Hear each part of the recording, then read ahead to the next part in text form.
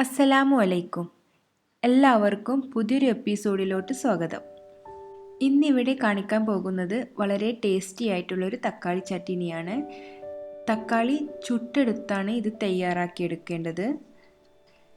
ഇതിന് വേണ്ടി ഇവിടെ 3 മീഡിയം സൈസ് തക്കാളി എടുത്തിട്ടുണ്ട്. തക്കാളി നല്ലപോലെ വാഷ് ചെയ്തതിന് ശേഷം നമുക്ക് ഇതുപോലെ ഹാഫായി കട്ട് ചെയ്തെടുക്കാം.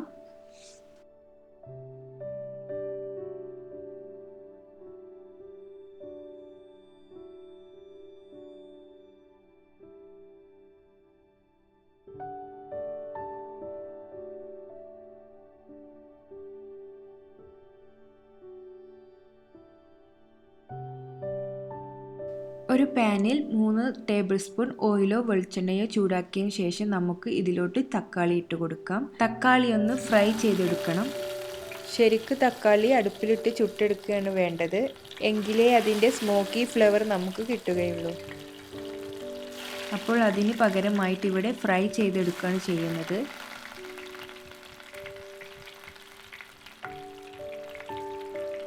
ഇതിലോട്ട് കുറച്ച് വെളുത്തുള്ളി കൂടി ഇട്ട് കൊടുക്കാം. ഇനി ഇത് അടച്ചു വെച്ച് നമുക്ക് വേവിച്ചെടുക്കണം.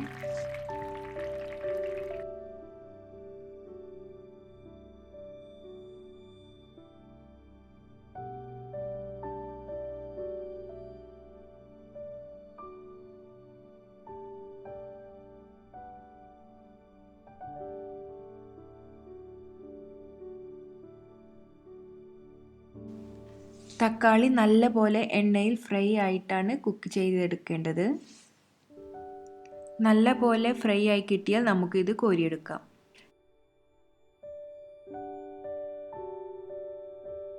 ഇപ്പോൾ തക്കാളി എല്ലാം പാനിൽ നിന്ന് മാറ്റിയിട്ടുണ്ട്. ഇനി ഇതൊന്ന് ചൂടാറുമ്പോൾ നമുക്ക് ഇതിൽ നിന്നും തക്കാളിയുടെ തൊലി മാറ്റിക്കളയണം.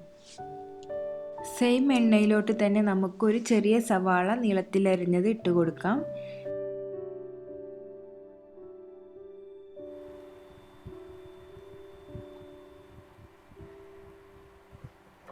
ഇത് നല്ലപോലെ ഫ്രൈ ആയി കിട്ടുമ്പോൾ നമുക്ക് ഇതിൽ നിന്നും കോരിയെടുക്കാം.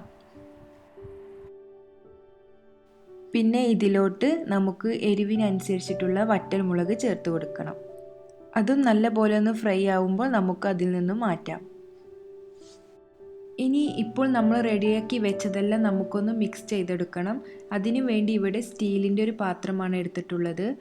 ആദ്യം ഇതിലോട്ട് നമുക്ക് വറ്റൽമുളക് ചേർത്ത് കൊടുക്കാം. ഇത് ഇതുപോലെ ഒന്ന് ചതച്ചെടുക്കണം.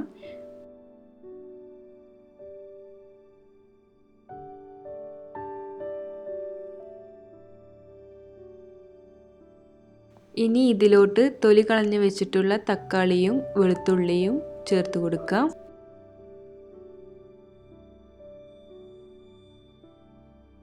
അതുപോലെ തന്നെ ഫ്രൈ ചെയ്ത് വെച്ചിട്ടുള്ള ഉള്ളിയും ചേർത്ത് നന്നായിട്ടൊന്ന് ചതച്ചെടുക്കാം.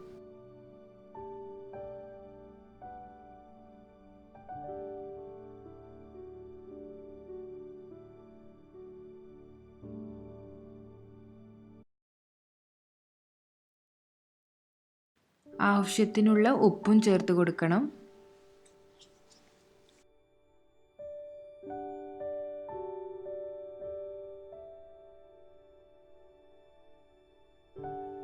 ഇപ്പോൾ നമ്മുടെ തക്കാളി ചട്ടിനി ഇവിടെ റെഡി ആയിട്ടുണ്ട്.